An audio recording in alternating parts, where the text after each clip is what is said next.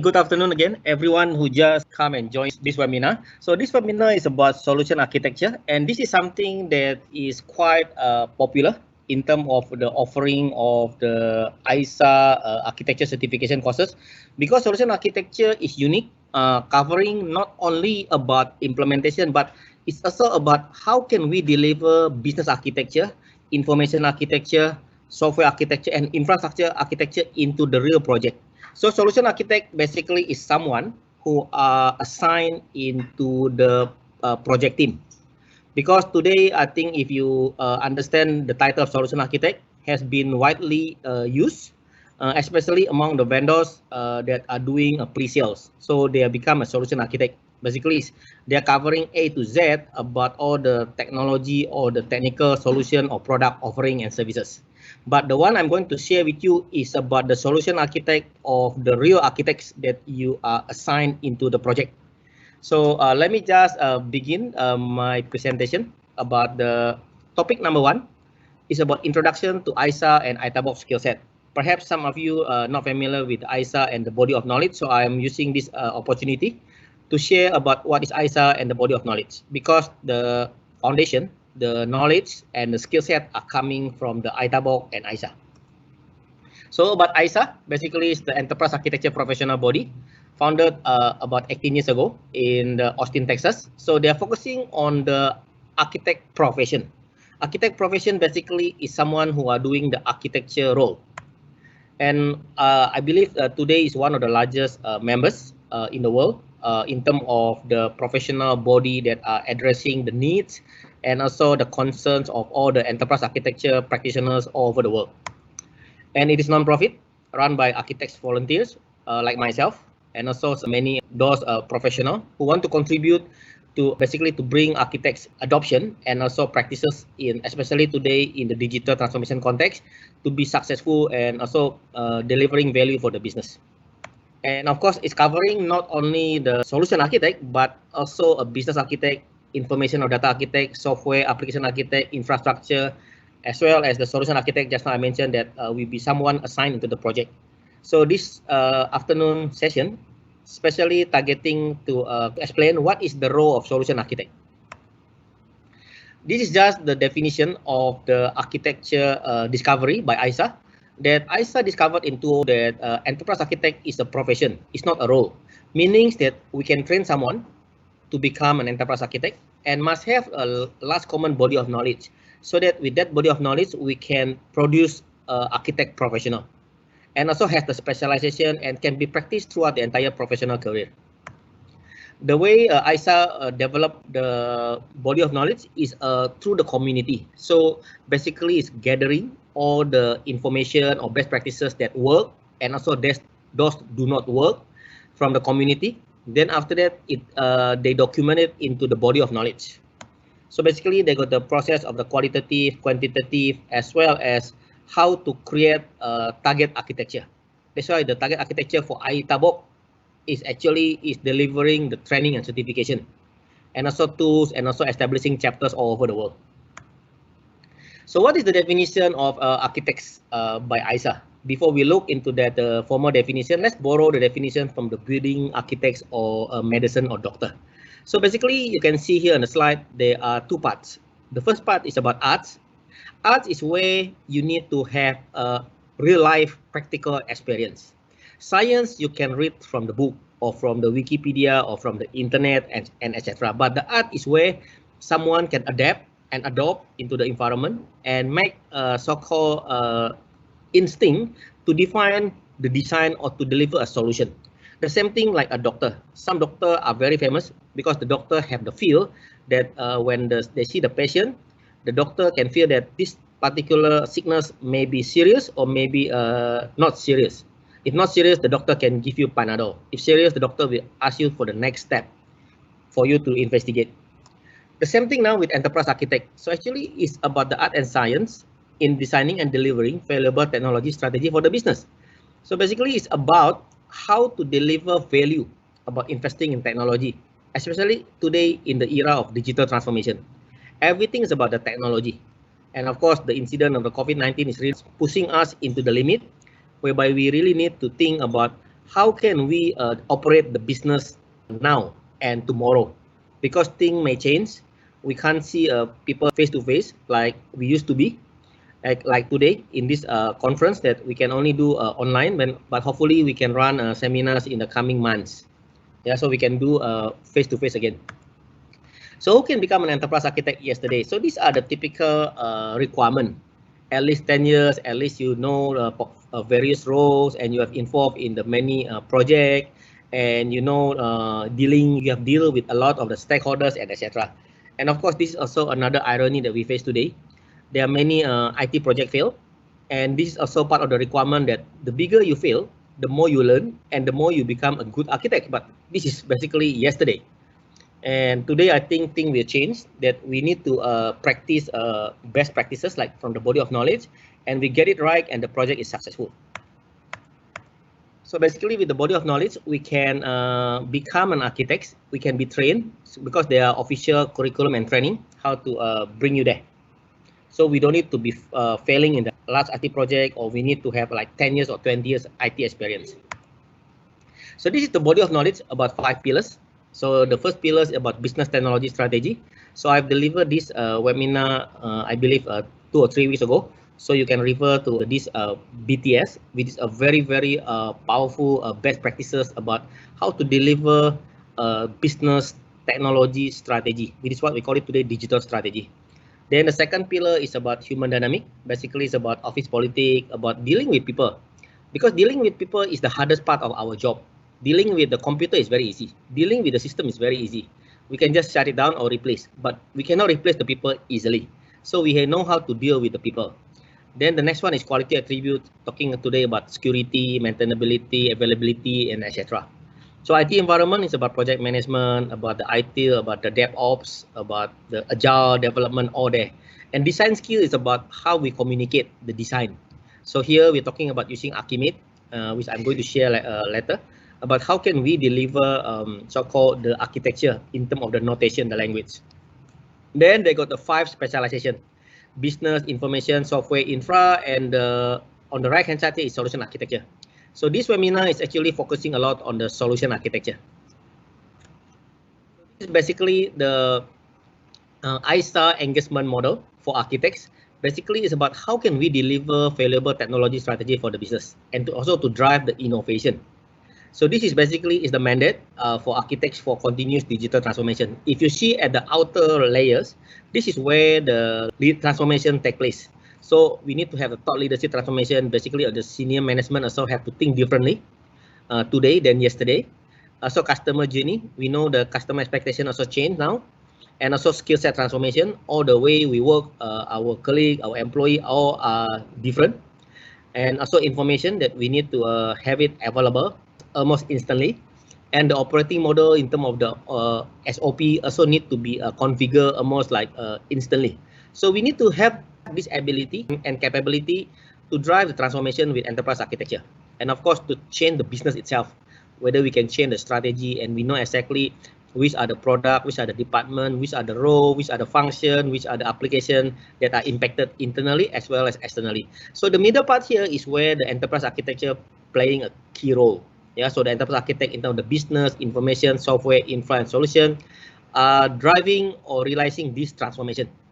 Because this one, in contrast with what happened in the industry, many of them are running transformation by just getting a product or services, whereby actually they need an architect to define and model the entire transformation plan. So this is what happened many instances in the industry. They come out with a strategy and they go to the execution. So this one is no different than the computerization. So if you do this, then there will be many challenges faced. By right, what we should be doing, actually, we need to go through the enterprise architecture process. We need to understand our strategy, where are the impact, what are the changes, and after that, we can put that into the work packages, into the project, that where we can do a transformation at number 3. So this is actually number 2 is where in the realization of the EA in the digital enterprise map. So the map that are giving you an overview, the holistic view in terms of the impact, in terms of the dependency of the enterprise from the strategy all the way to the business layer, application, technology, and also data layers. So this is the model of Typical, the bottom part, number 3, digital transformation and EA realization, is where we typically already exist today. So we have the PMO that running multiple projects, and we got service delivery to maintain the service level agreement. So what happened is that how can we have a digitally connected enterprise is that we need to connect between the business and IT strategy. So we call it this digital strategy. Then from there, we analyze in terms of the business, information, application, and technology. Then we can do the solutioning, the architecture. So the topic, the below one, is where I'm going to focus in the next couple of slides about how to deliver the solution architecture. Key strategic role of enterprise architecture specialization. So let me just quickly run through with you in terms of the enterprise architecture specialization. The first one I'm going to mention to share with you is on the business architect definition. So some of you already performed the business architects. This is basically the formal definition. Basically, someone who create and refine business architecture and own the business technology strategy, which is what we call it today, digital strategy. And of course, someone has equal knowledge in terms of the technology as well as business. So we cannot say that I'm the business architect, but I don't know anything about the business. So I don't know anything about technology. We should know both equally. We don't need to go in depth, but we know how the linkages, we know the dependency. Then basically is that also someone who can troubleshoot the enterprise. So we know that if got any issue, any impact, we know exactly which business capability are impacted. The second one on the information architect, this is where someone who can refine the information architecture and own the data dictionary or taxonomy governance. Then, of course, this person also is called information strategist because this person understood about how the linkages, the dependency of the information across the department, across system, and across various business unit in the enterprise. And of course, this is also someone that who understand what are the typical data or information required to make a strategic business decision making. So basically, information architect responsible for connecting the data, connecting the information so that business can make a strategic decision. Next one is on the software architect. So software architect is someone who refine the software architecture, understand the component and connectivity. And of course, someone who also understand about the application strategies and pattern to support the business. So it's very, very important for the application architect to be able to understand the business and also to apply the business architecture into the software design. So software architect is also called an application troubleshooter because understand the potential silo system that may impact business process flow. The next one is on the infrastructure architect. Basically someone who are responsible for the network, server, data center. Now, of course, everywhere is moving to the cloud, how to secure the cloud, how to virtualize the cloud, and etc. So the objective, of course, to ensure the business continuity plan is the top priority. And of course, someone who also understands the technology landscape to support the business environment. And infrastructure architect is also a technology troubleshooter that understand all the potential technology disruption that may impact business continuity. The last specialization is solution architect that I am going to zoom in the next 40 to 50 slides. About solution architect, basically is someone who are responsible for the system implementation governance. So if you can see just now earlier, among all the architects of the business architect, information architect, software architect, and infrastructure architect, that one is basically to define the gap from the business, from the vision, mission, and strategy. Then after that, the gap will be consolidated, put it into the project. So someone that the architect that are running through the project implementation is called solution architect. So solution architect is someone that you assign the person or the architects into the project. So in the project 9 months, maybe the architect will spend the first 6 months, or maybe in the middle, or maybe doing so-called governance, the quality check or compliance. So that one is depend on the complexity of the project itself. And solution architect is also called IT strategist because they have the ability to design the architecture solution for the system development and implementation to support the business. And also understand about the discrepancy between the architecture building block that has been designed in terms of the business architecture gap, data architecture gap, software architecture gap, and infrastructure architecture gap, and how the solution itself will address the gap in order to support the business. So that is the context of the solution architect. So just give you a perspective. Basically, this is the career path for learning path for someone to become the architects. So basically, they got the path. Recommended path is from the business architecture fundamental at the bottom left here, whereby you understand the urgent needs, and also the understanding about what are the challenges faced by business, what are the challenges faced by IT, and how can we work together. That is the objective of this business architecture fundamental training. It is a 3-day training. Then after that, got architecture core, which is about the 4 days, about the journey of enterprise to adopt into the architecture, enterprise architecture. Then after that, we understand about the TOGAF, the framework. Then we understand the Archimate, the notation, how to we model the building block. This is a prerequisite training. I call it business technology strategy. Before you can become the business architect, information architect, infrastructure, software, and solution. So the rest of the presentation, I will be focusing a lot on the solution architecture, because solution architecture is something quite popular in terms of acceptance as well as the training benefit. Because very interesting, like business architecture actually is the 4 days training, information architecture is 4 days training, infrastructure is 4 days training, software architecture is 4 days training, and this solution architecture also 4 days. Interestingly, is that the day 1 is covering the business architecture. Day 2 is covering the information architecture, day 3 covering the infrastructure architecture, and day 4 covering the solution architecture. So solution architecture is about how do we stitch between business, information, infrastructure, and software to deliver a solution or a system that the project team can deliver, can work on. So solution architect playing a very, very critical role in the success of the project. So let's understand the role of solution architect in the typical enterprise. As you can see here, the first one is that they got 4 influences of the solution architecture. First is the enterprise. In every architecture, we always understand they have some factors that may influence or limit or constrain the architecture.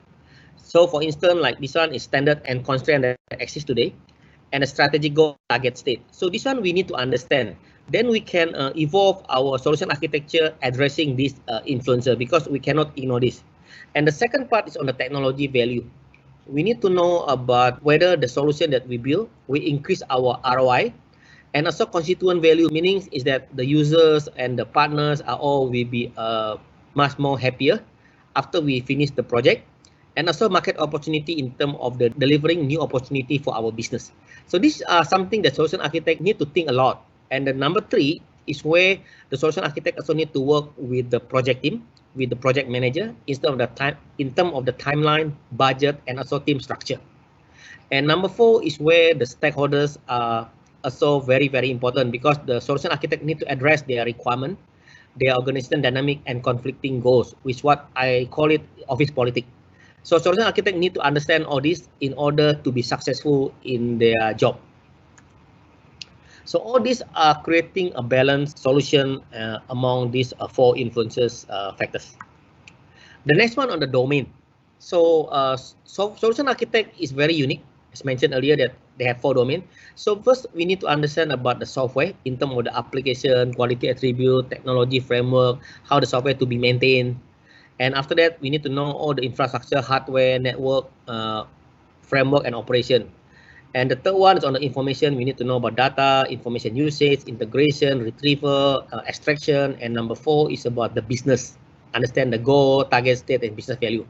Of course, at this point in time, you may ask, how deep or how well do we know as a solution architect? I would say solution architect need to have enough balance in terms of this 4 domain of architecture. And the solution architect can work closely with the software architect to have in-depth analysis and the design. And the software solution architect can work closely with the infrastructure architect in terms of the design or the network, data center, security, and etc., or cloud virtualization. And the solution architect need to work closely with the information architect in terms of the which data are strategic to be retrieved, to be formatted, to be presented to the business, and also to the business in terms of understanding strategy, motivation, etc. So solution architect need to have a well-rounded knowledge, yeah, different than if you are infrastructure specialization. So it is something quite unique, and this is actually what it should be the role of solution architect today in the industry. And in the typical connected enterprise architecture organization is that you have the enterprise architect. That enterprise architect actually is like a doctor. If I use the analogy of the medicine, is a doctor. Then business architect could be a specialized in the skin specialized, eye specialized, or heart specialization, and etc. So this is where the enterprise architecture actually is covering the whole spectrum. And this is where the business architect, information architect typically work side by side. Then after that, it will work with the infrastructure. Then after that, they input everything into the solutioning. Then after that, we work in the software architect to have a more in-depth implementation. Yeah, so this is typically a connected enterprise architecture organization. And this is where the typical architect should be working on. Yeah, so some of the architect is that if you ask me, what is the typical ratio of solution architect? It depends. If the project is not big, then maybe you only have one or maybe half of the solution architect. Half means they can only come in to do verification. But if the project is very, very strategic, then the solution architect could be up to 3. So someone that are performing the role of information and business architect, software and business architect, and infrastructure or business architect to perform a solution architect role. And I mentioned here the word always must have business architect in all the architecture specialization, because you claim yourself as an architect title. If you carry yourself the title of enterprise architect, software architect, information architect, data architect, or application software architect, infrastructure, technology architect, or the solution architect, you need to have the secondary role of business architect. Because without having the secondary role of business architect, your architecture deliver little value. You need to be able to understand what is actually the motivation behind your initiative, the architecture that you are going to work on. And that can only be found at the business architecture layer. Yeah, so typically, if you see here, maximum for an architect to work is 3 to 5 projects. Maximum is between 3 to 5 projects. 3 projects mean if the project is quite large, and 5 mean if the project is smaller or the project is not that significant. Yeah, so basically this is the ratio of the architect engagement. And this is typically the current situation. If we don't adopt EA properly, this is where they got the so-called the boundary between the C mean is all the CEO, CMO, COO at the top level, and the architect typically playing at the lower level. So if you are in this situation, it's very, very difficult to show the value. And in most cases is that if the architect cannot communicate in terms of the language that the C-suite are talking about, you will be staying at the bottom of the value chains. And this is not too strategic. You cannot deliver a real value to the senior management. So what you need to do actually is that you need to have the architects in terms of the side by side with the C-suite. So we see here the enterprise architect and C-suite are side by side, and then when we come out the plan, the enterprise architects are involved, the business information software and the infrastructure architects involved in the planning, in the design, and in the execution, we change our role as a solution architect. This is where we talk about the technology or vendor specific, about what the architecture we are talking about in the plan and design. We talk about all the vendors name like IBM, Microsoft, VMware, Oracle, and etc. And this is where we measure our success, our value, where enterprise architect all coming in together to measure, including all the solution architect, because solution architect involved into the delivery at the executional level. This is at the PMO level, project level here.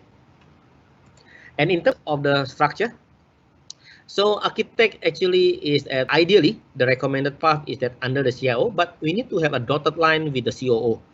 The reason for that we want to have the dotted line is that we want to get access into the so-called entire enterprise. Because if you report only to the CIO and you don't have the dotted line to the COO, we cannot get financial data, we cannot get marketing data, we cannot get the sales data. But when you dotted line to the COO, you get access to line of business, to the finance information, to the marketing, to the sales. So we need to have a dotted line to the COO. This is basically a recommended team structure.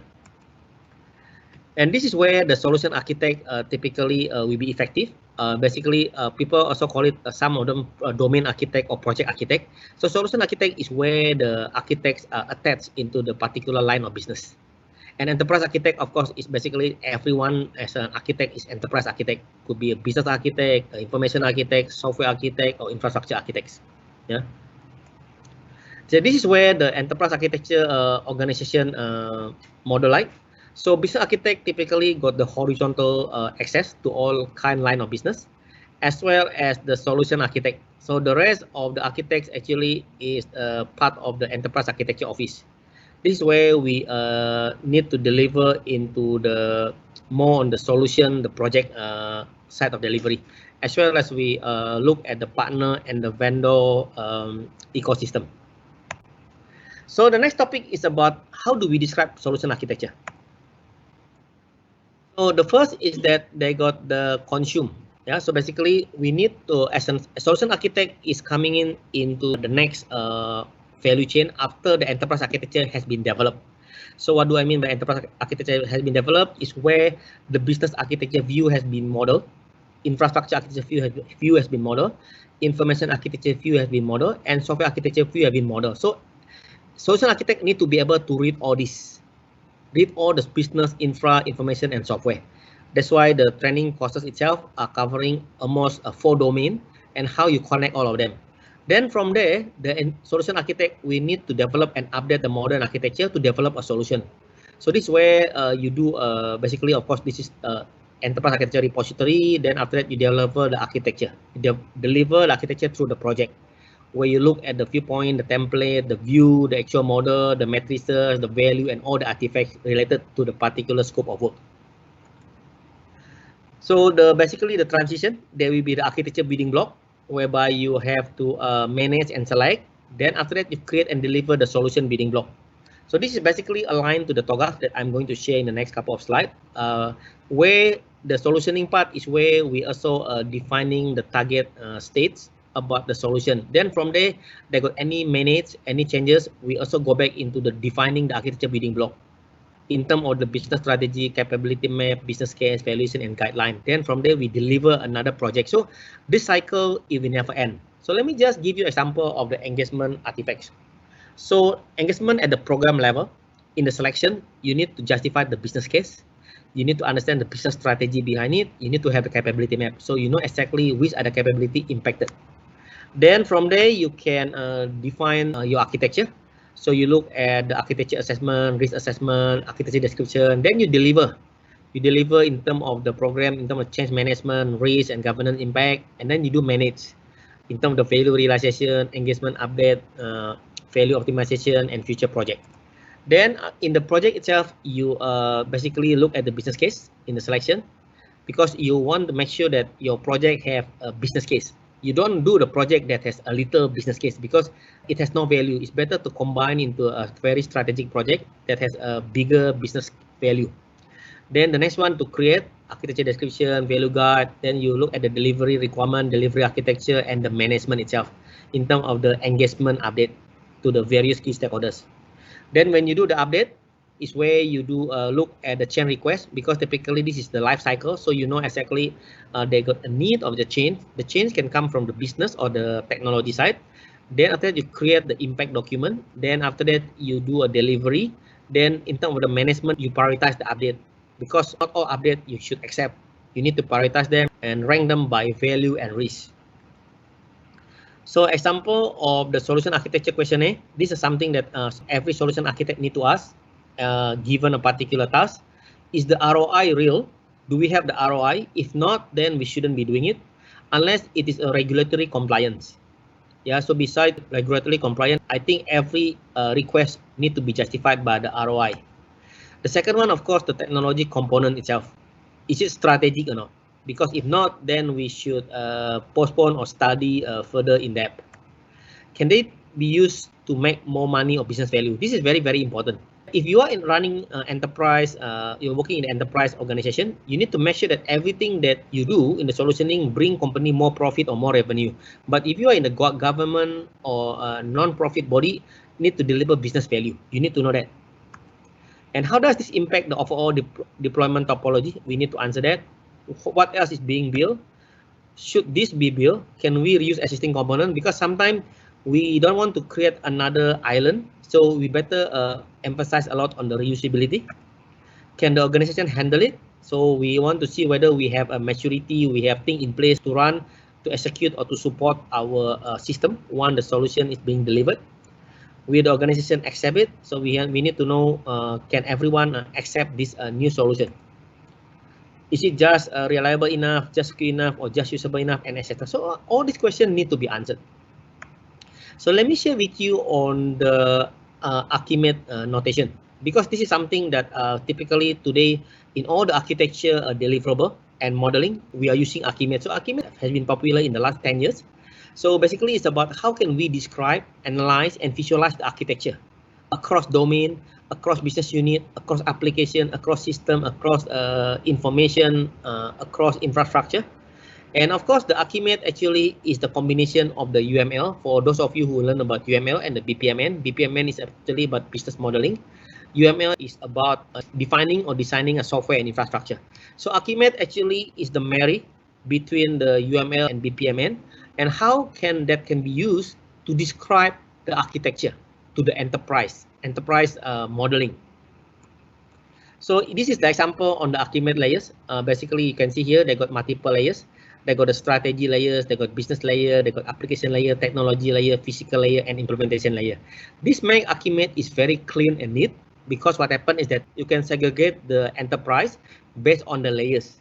So if you got anything that you are invited, for instance, to the senior management meeting, and you know they be touching a lot of strategy layer, because this is where they are looking into the changing of the particular area.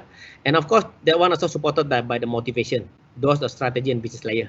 Then application is where about all the software system that you have, and the infrastructure technology, and physical layer basically about the warehouse, could be a conveyor belt, could be the sensor, and etc. And implementation is where you execute all the projects. So Archimate is giving us the tool. How can we describe enterprise into the concise and the meaningful symbolic language, like what you see here as the building block. So Archimate, as I mentioned just now, we can see that how the business itself supported by the application and the technology. Not only here we can see that being supported, but also dependency. And also here we can see the impact. So if anything changes at the business layer, we can trace down from all the line all the way into the which infrastructure is impacted.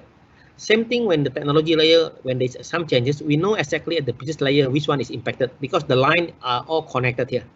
So this is where something that today many enterprises don't have it, unfortunately.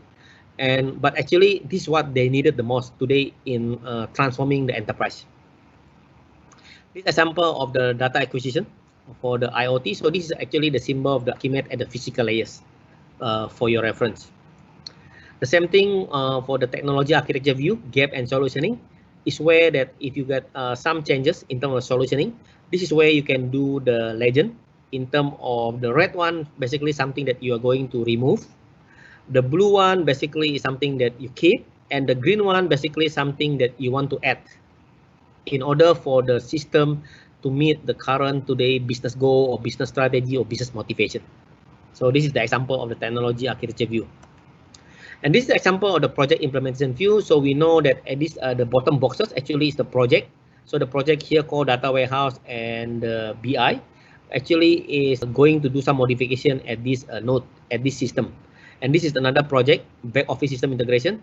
So they got all the hardware upgrade, phasing out legacy. So the one that phasing out is changed to red color, noted. And the blue one is where will be kept, and the green one actually the new one. So you can see here have the full visibility. And this diagram is not only static, but actually you can right click and you can navigate from that, because you have to use a digital EA repository to document and also model this implementation. The next one on the solution architecture lifecycle. So as you can see here, first in every situation is that, I mean, not only in architecture, we need to plan, we need to build, we need to run, and we need to manage. They call it PBRM. So ISA also defining a solution architecture lifecycle based on the PBRM, plan, build, run, and manage architecture. So during the planning phase, we need to identify potential technology values of profit, always looking at the value. And also we need to map the business metric to the valuation output, because we need to measure that it is the project giving us the return on investment. Then during the building phase, we need to research existing corporate patterns. What are the best practices? What are the gaps out there? Which basically you can use TOGAF to build that. Then after that, you can also look at the evaluate choices based on the cost benefit analysis. Then during running phase, you ensure value is generated. So you look at basically communicating what has been achieved, what are the impact of the new system you deliver, and how the delivery method itself can meet the timeline and also budget.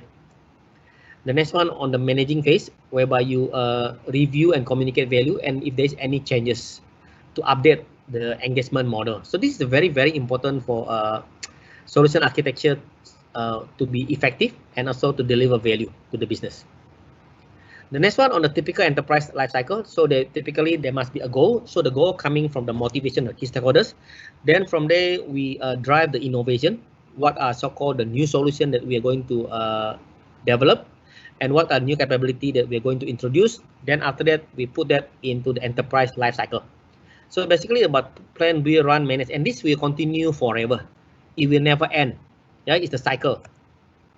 So basically, this is where the solution architect actually giving an input in terms of the what are the system available, what are so-called the information that we can collect from the system, and what are the parameters of the particular attributes on the meta model, etc. All coming actually, the center heart is the way the solution architecture is giving into the nearest to the real life of the system. And of course, solution architect also need to work very closely with the project manager in terms of managing the task plan, stream of project, dependency, and etc. Because sometimes the project manager alone, because as a project manager, you are really restricted in terms of the resources, timeline, and budget, but you are not so sure which one is the most important part, which one is the highly dependent. So solution architect can give a wiser input to the project manager so that the task plan or project plan, the Gantt chart, can be designed into the more realistic manner.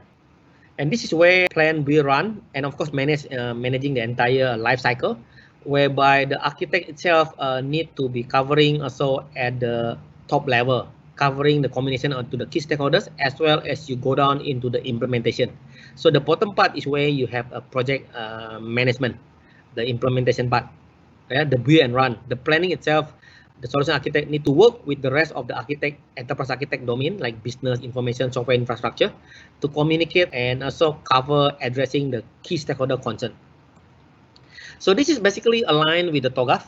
Yes, for those of you who have TOGAF trained, then you understand that they got the architecture building block and solution building block, because TOGAF is the fundamental of the enterprise architecture framework that are widely used globally.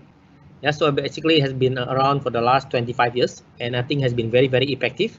Many in our consulting practices also are referring a lot to TOGAF, because TOGAF has given us a so-called a pillar, how to and foundation, how to execute the enterprise architecture.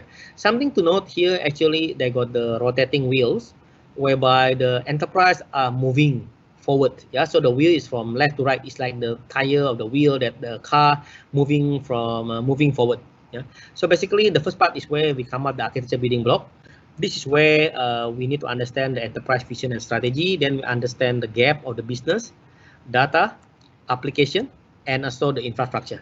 This is where the job of 4 domain of architects. Then after that, we need to execute, where we need to do solution building block. This is where the solution architect playing a role. So the solution architect here is the role. Maybe the business architect or data architect or software architect or technology architect performing the role of solution architect. This are very common. Yeah, so unlikely you have a dedicated solution architect, just solution architect. Typically, solution architect also need to perform the role of the business architect, whereby you perform the business architect role, you also need to understand about implementing enterprise vision and strategy.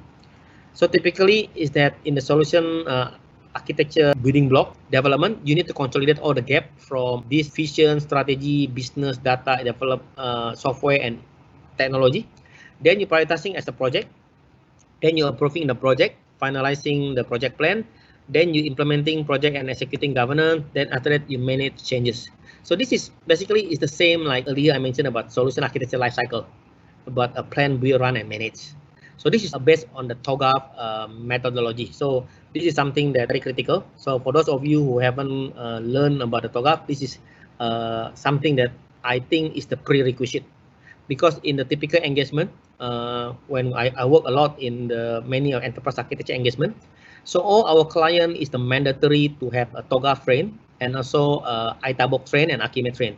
Without that training, we will not be able to continue in our engagement because that is the mandatory, because this knowledge will be used and applied into the real life implementation of architecture.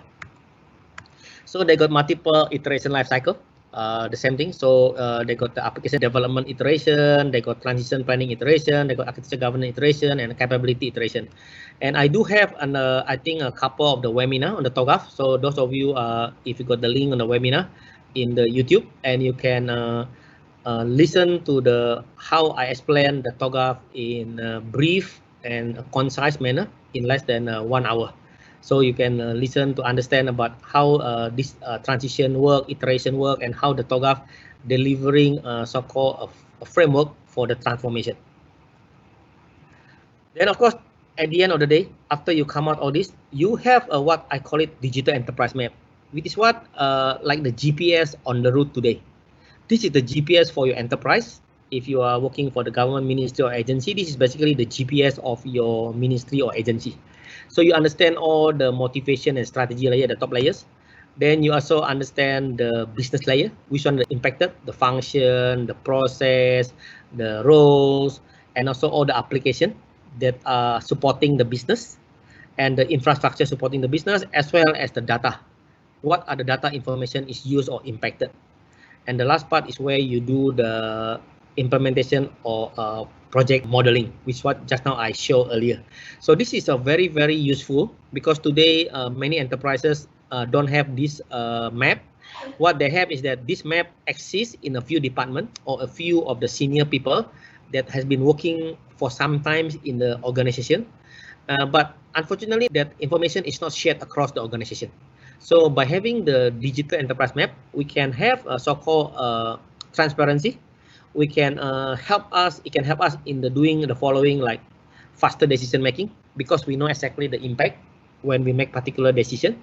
We know exactly which one is impacted from all this relationship, and also perform impact analysis. We know the which one is impacted, and also help us to comprehend situation at hand. So we know that, oh, this is no wonder, this is our business process today, and we cannot continue doing this because we need to collaborate with other departments, etc. So we can make a strategic decision wiser and faster, and understand enterprise dependency. We can manage the complexity, and of course we can perform enterprise troubleshooting. This is very, very important in the today rapid digital world. And of course, the most important part is about to perform the transformation, because transformation is something that everyone needed today in the digital era.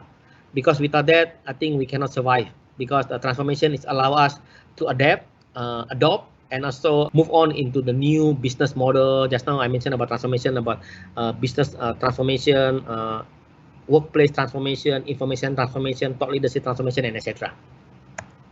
So for instance, this is where the business application and infrastructure layers dependency. We know exactly from the business layer, which application layer supporting that and which infrastructure layer. So this is just an example. And of course, this diagram is not only a static diagram, but it is a living diagram in the repository that you can analyze, you can understand the impact, and you can also create a dashboard to feature this all the information, the relationship, the data to the senior management for decision making. And the same thing like motivation layer from the senior management, which are the business layer that are impacted. The process here in the context of this example is the handle claim. Then after that, which application supporting that, and which infrastructure layer. So this is something very, very important for architects to know and to have these pictures.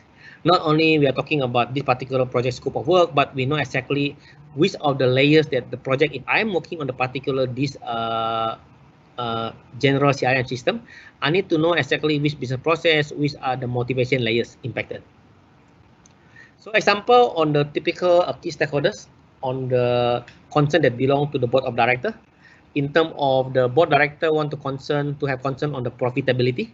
So how can now we model the strategy? Yeah, so this is just the example for your reference. So this is the digital customer intimacy strategy. As you can see here at the middle here, this actually is the strategy that needed to be supported by the digital customer management capability and data-driven insurance capability. So this capability are required to in order for this strategy to be successful. And this strategy, we realize the outcome, which is we will have the best-in-class online customer experience and of course detailed insight in customer behavior, and which in turn influencing the goal that we have in terms of increasing revenue. And this will definitely contribute to the profitability. And profitability is where one of the driver belong to the board of director.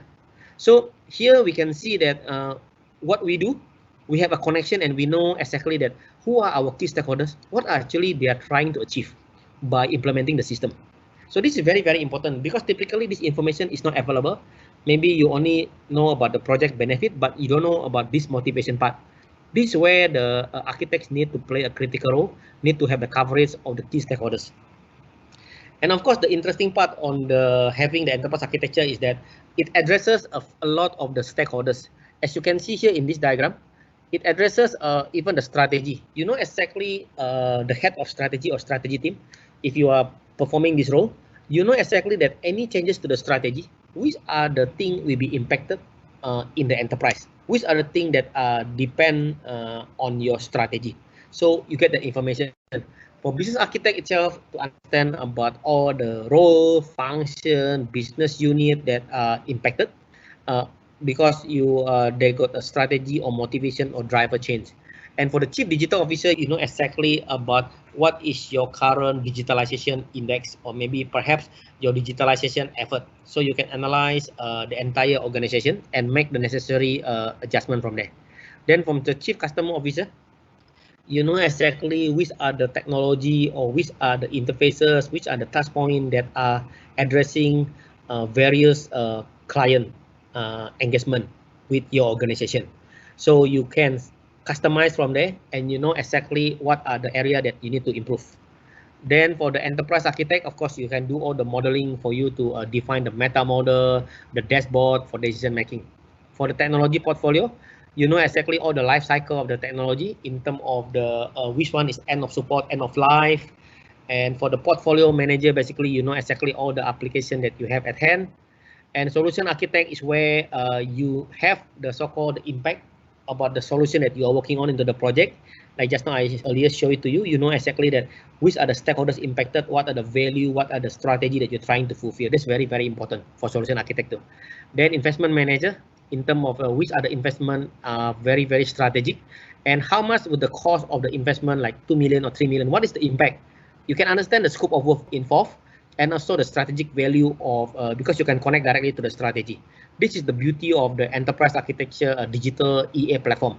And of course, you know, for the risk officer, like now I think in the era of digital, they got cybersecurity. So you can look at the risk area in terms of the categorization, the impact, and etc. So digital enterprise architecture platform, I think today is a very, very advanced already. It has changed a lot compared to like 5 or 10 years ago. And now it's an integrated platform to offer various key stakeholders in terms of addressing their concerns and their needs. So strategic enterprise architecture basically helping us to become like command and control. If you understand about the command and control is very, very important in the military. The same thing now in the enterprise is that the enterprise architecture is playing this role. So we understand in terms of when we develop on the left-hand side here, business strategic planning, IT strategic planning, and digital transformation planning. So we can use the EA to drive all the strategic planning. And of course, the portfolio and the risk and the vendor management. We know exactly which are the technology required, what are the risks that we can tolerate. And of course, technology management in terms of the portfolio, the life cycle, and also change management. So with that, let me just share with you the video, a short 1.5 minute video in terms of the strategic value of enterprise architecture.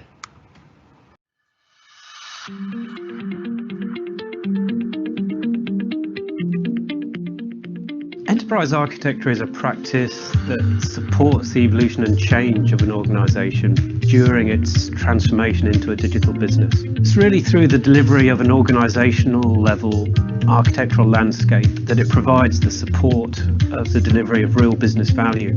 And it gives a systematic and integrated view of an organization's capabilities. And that becomes the basis of how business can adapt to new trends. So by informing business strategy, business operations, and IT delivery, for example, Enterprise architecture can really help organizations address new trends and become more efficient in the way they adopt or react to new disruptive business models, including all of these things we hear about, like the Internet of Things and smart cities, digital customer experiences and virtual reality. We see Uber, for example, being hugely disruptive in the mobility and transport industry. Enterprise architecture can help other organizations assess their strategic capabilities and to respond to that and react to it and adapt to new trends. Enterprise architecture really helps to understand organizations in a holistic and systematic sort of way. And it's that really provides the firm foundation for evolution and change. So it's really important that business and IT leaders appreciate the significance of enterprise architecture and how it underpins business transformation, and are prepared to invest the time and resources in this key area to help push their businesses forward.